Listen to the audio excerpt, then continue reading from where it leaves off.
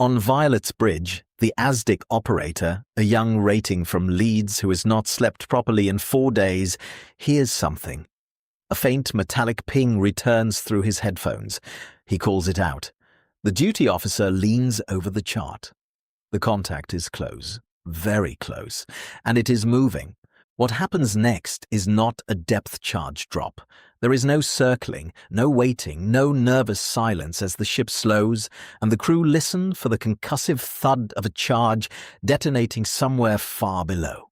Instead, the officer gives a single order, and from the bow of HMS Violet there erupts a sound unlike anything the convoy has heard before.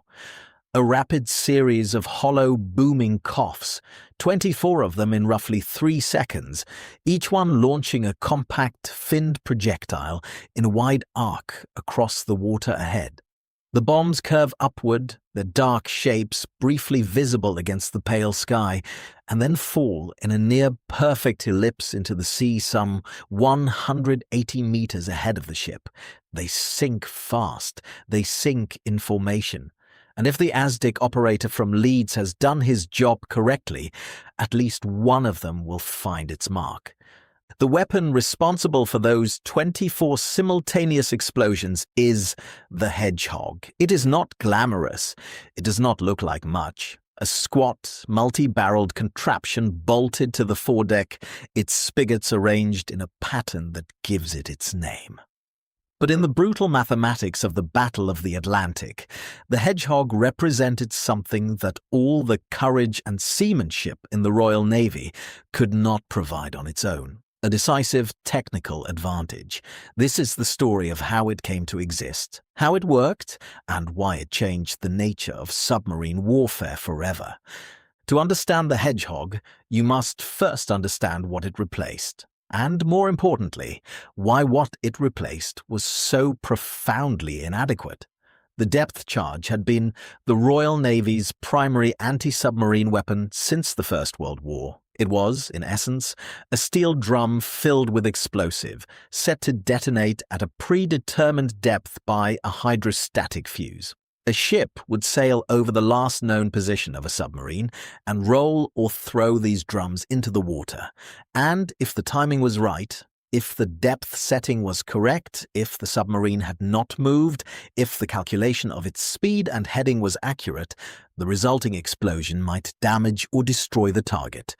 The operative word is might. Depth charges required a ship to sail directly over the submarine's position, which meant passing over the ASDIC, the Royal Navy's term for what the Americans called sonar, contact completely. This was the weapon's fatal flaw, and it was baked into the physics of the system. A SDIC worked by sending sound pulses through the water and measuring their return. It was sensitive, it was revolutionary for its time, and it had one catastrophic limitation. It lost contact with a submarine during the final moments of an attack run. As a ship closed within roughly 150 meters of the contact, the return echoes became too distorted to track. The submarine disappeared from the operator's screen just when it mattered most. This gap in coverage, the Royal Navy called it the dead time, lasted anywhere from 30 seconds to nearly 3 minutes. In that time, a skilled U-boat commander could alter his depth, change course, slow his engines, and present the attacking ship with a problem. Where exactly was he now? The depth charges, set to the last known parameters, would detonate in the wrong place. The U-boat would survive. The attack would be reset. The whole laborious, dangerous process would begin again. The statistics of 1941 make for grim reading. Roughly 40 depth charges were being expended for every U-boat sunk. The standard attack pattern required a ship to carry out multiple runs, each one alerting the submarine's crew to exactly what was happening above them. Every depth charge attack provided the enemy with information. Every missed attack gave him time. And meanwhile, the convoy fell further behind, unprotected. By the winter of 1941, U-boat losses in the Atlantic had reached levels that threatened to sever Britain's supply lines entirely. Something had to change. The depth charge, for all its improvements, was a fundamentally reactive weapon designed for a world in which precision tracking did not exist. It was a blunt instrument applied to a problem that increasingly demanded something surgical. The answer emerged from a place whose name suggests bureaucratic tedium rather than technical brilliance: the Department of Miscellaneous Weapons Development, universally known within the Royal Navy as the DMWD, and rather less formally as the Wheezers and Dodgers. Established in 1940 under the energetic and occasionally maddening leadership of Commander Charles Goodeve, this was the Royal Navy's answer to the kind of lateral thinking that conventional procurement processes tended to strangle in its cot. Its brief was simple: find solutions that nobody else had thought of and find them quickly. The core problem, as Goodeve and his team understood it, was the dead time. If you could attack a submarine before your ship sailed over it, before you lost ASDIC contact, you could use the tracking data while it was still accurate. The solution, theoretically, was straightforward: a weapon that fired forwards rather than dropped backwards. In practice, building such a weapon for naval use presented formidable engineering challenges. The result was an ahead-throwing weapon that used a principle called the spigot mortar. Rather than conventional barrel firing, each of the Hedgehog's 24 spigots, steel rods arranged in a roughly elliptical pattern, had a bomb fitted over it. When fired, a propellant charge at the base of each spigot drove the bomb upward and forward with a muzzle velocity of roughly 45 meters per second. The bombs were finned for stability in flight and contact fused, meaning they only detonated on physical impact with a solid object. They did not explode at depth. They did not explode in the water column. They exploded when they hit something, ideally a submarine's pressure hull. This contact-fused design was more significant than it might first appear. With depth charges, a detonation in the general vicinity of a submarine could be interpreted as a successful attack even when the vessel had survived. The pattern of charges exploding in empty water looked and sounded identical to one that had actually struck home.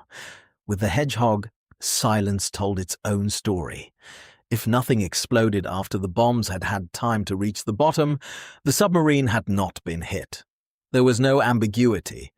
The weapon's 24 bombs were arranged to land in an ellipse, roughly 40 meters wide by 30 meters long on the surface, spreading the pattern of impacts across a meaningful area of ocean. Each bomb weighed approximately 14.5 kilograms, 32 pounds, and carried a Torpex filling, a mixture of TNT RDX and aluminium powder that delivered roughly 50% greater explosive yield per kilogram than TNT alone. Torpex had been developed specifically for underwater use, its aluminium component producing a sustained bubble pulse that caused exceptional damage to steel hulls under pressure. The Hedgehog was manufactured in considerable numbers at facilities across Britain, with assembly and component work distributed through the industrial Midlands and the north of England. The weapon was designed to be retrofitted to existing escort vessels without major structural modification. It mounted on the foredeck and could be operated by a relatively small crew.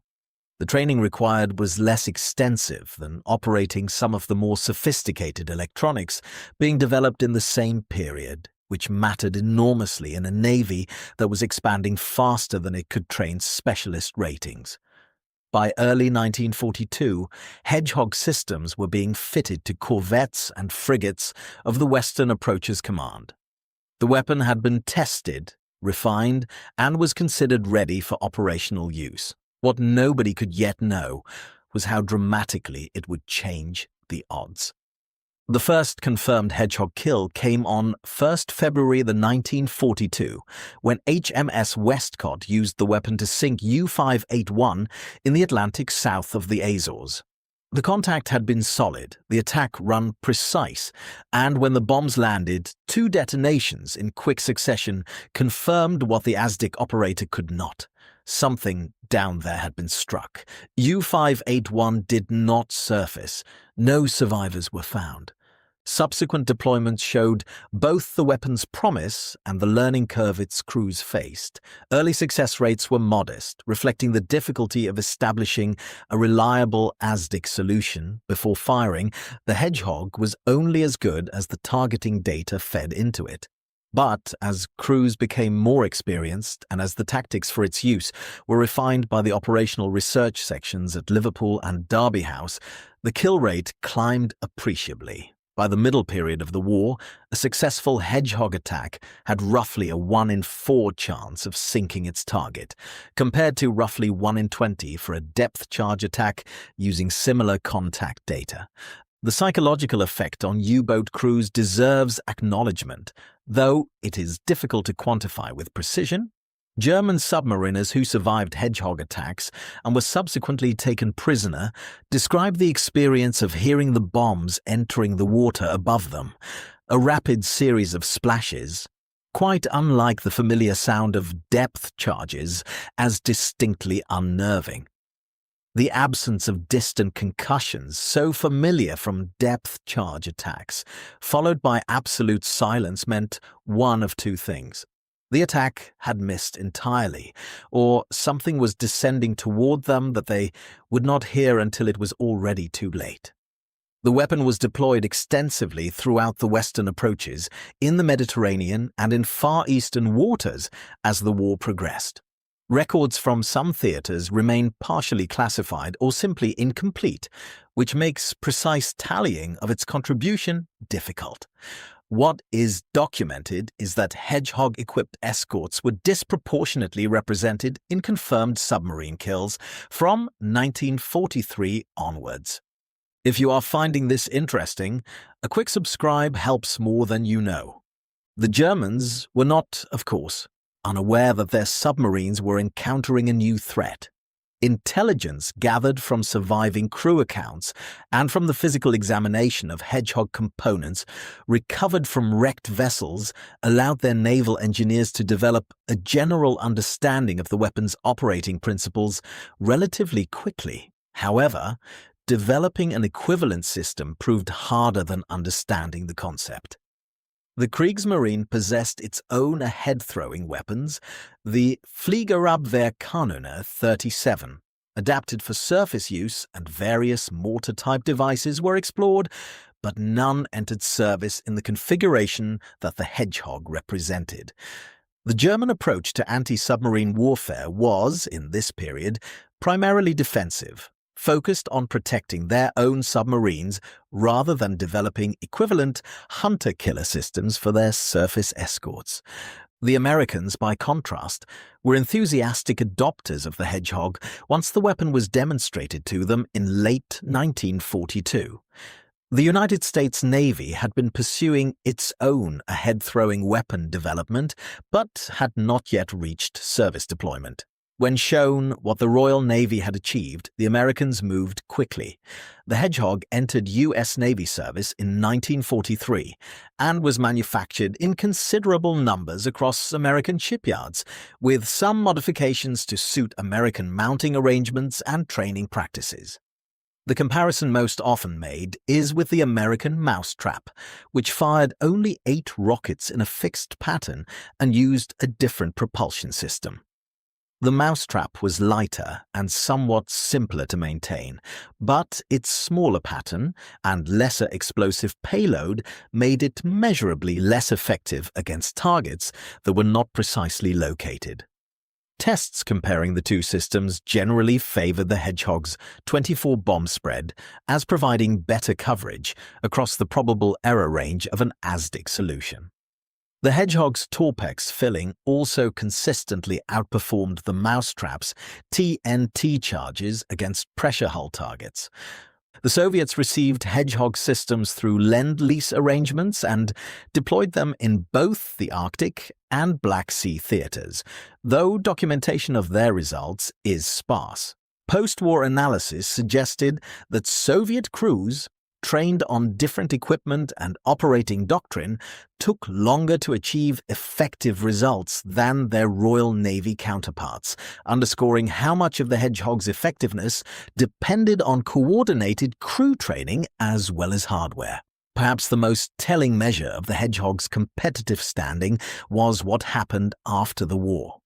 The weapon's fundamental concept, the contact-fused, head-throwing, pattern-spread anti-submarine mortar, became the template for every major Western Navy's ship-killing doctrine for the following 2 decades.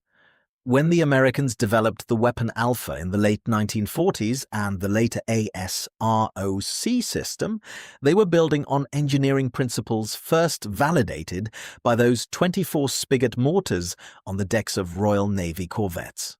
The Battle of the Atlantic was decided by margins that, in retrospect, appear agonizingly thin. In March 1943, the German submarine force came closer to severing the North Atlantic convoy routes than at any other point in the war. 41 merchant vessels were sunk in a 3-week period. The tonnage lost exceeded what British shipyards could replace. Admiral Karl Dönitz was convinced that the campaign was winnable. He was wrong, but the scale by which he was wrong was partly determined by weapons like the Hedgehog. What can be said with confidence is that the improvement in Allied kill rates against U-boats from mid-1943 onwards owed something meaningful to the adoption of head-throwing weapons, of which the Hedgehog was the most widely used.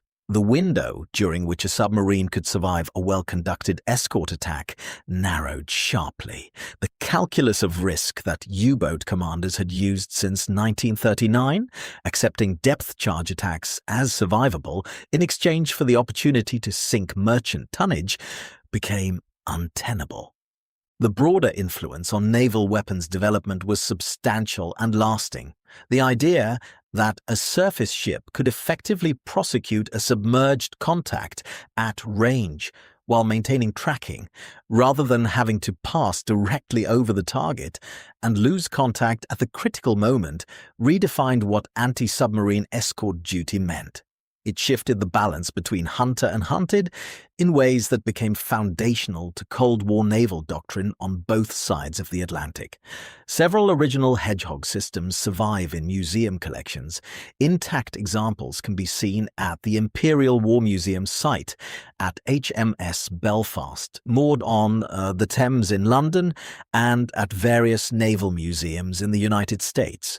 The weapon looks deceptively simple in museum display. A modest steel contraption, its spigots empty, its propellant charges long since removed. It requires some imagination to restore it to the context in which it operated.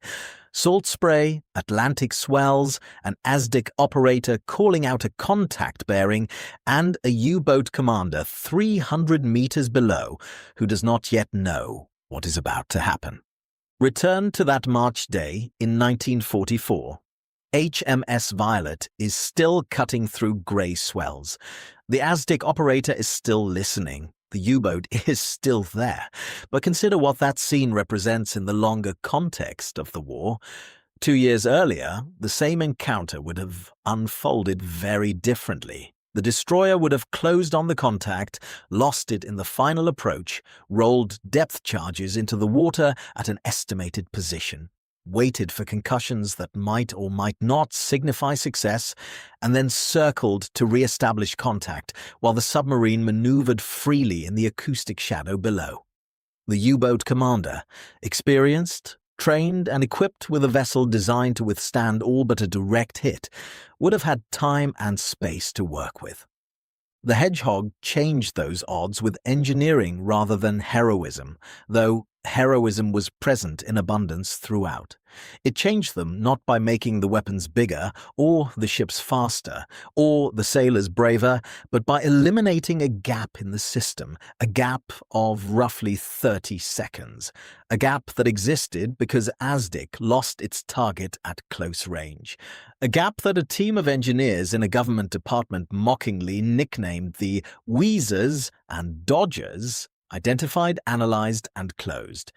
24 bombs, 3 seconds of firing, an ellipse of splashes roughly the size of a tennis court, descending through dark water at a rate that brought them to operational depth within seconds of entry, each one waiting, contact-fused for something solid.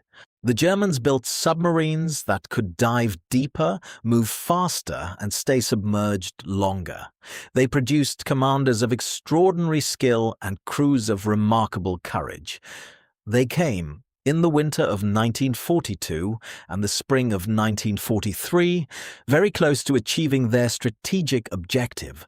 And one of the reasons they did not is because British engineers recognized that a weapon designed for one era of warfare had become obsolete in another, and built something better.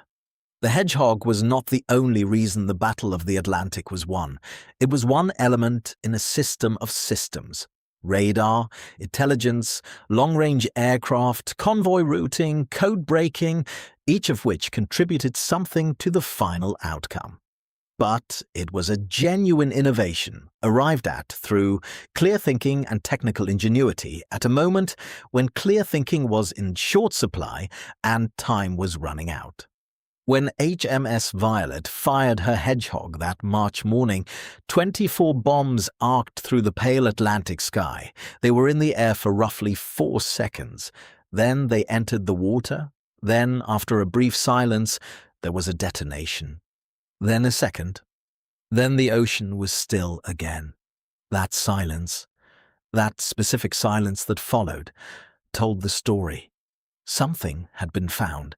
Something had been struck.